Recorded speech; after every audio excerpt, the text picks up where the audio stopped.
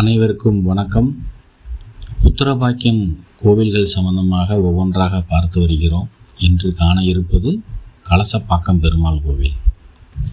திருவண்ணாமலை மாவட்டம் போலூர் தாலுகாவில் செய்யாற்றங்கரையில் அமைந்துள்ள கலசப்பாக்கத்தில் பழம்பெரும் பெருமாள் கோவில் ஒன்று உள்ளது. பொதுவாக பெருமாள் கோவிலில் மார்கழி மாதத்தில் வைகுண்ட ஏகாதசி அன்று பெருமாள் சொர்க்கவாசல் காட்சி தருவார்.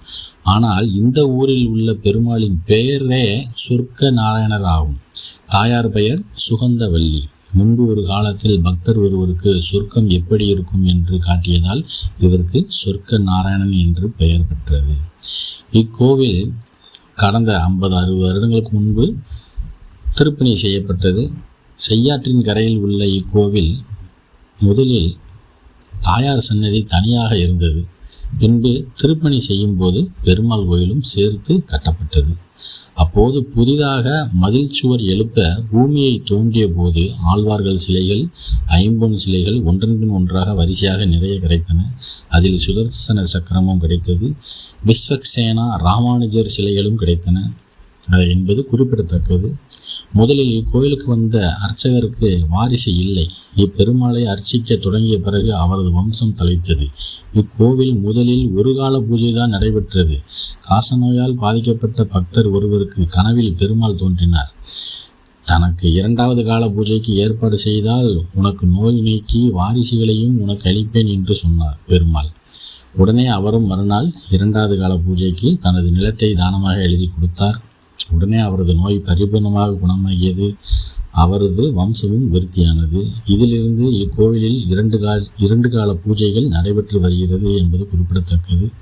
கோவிலில் ஆண்டாள், கருடன், ஆஞ்சநேயர், 12 ஆழ்வார்கள் ஆகியோருக்கு தனித்தனி சன்னதிகள் உள்ளன. முன் மண்டபத்தில் மேல் அஷ்டலட்சுமி அருள்பாலிப்பது காண கிடைக்காத காட்சியாகும். இந்த கோவிலில் சித்திரை மாதம் ஸ்ரீ ராமநவமி, வைகாசி மாதம் கருட சேவை, ஆவணி மாதம் உரியடி உற்சவம், புரட்டாசி மாதம் நவராத்திரி உற்சவம், தை மாதம் 1 தேதி ரத சப்தமி, பங்குனி உத்திரத்தில் திருக்கல்யாணம் மற்றும் மறுநாள் ஊஞ்சல் உற்சவம் சிறப்பாக நடைபெறும். கலசப்பாக்கம் பெருமாள் கோவிலில் மார்கழி மாதத்தில் தினமும் பெருமாளுக்கு திருமஞ்சனமும் விசேஷ அலங்காரமும் செய்யப்படும். பெருமாள் எப்போதுமே அலங்கார பிரியர் அல்லவா. தினமும் பூஜை உண்டு, அலங்காரம் உண்டு.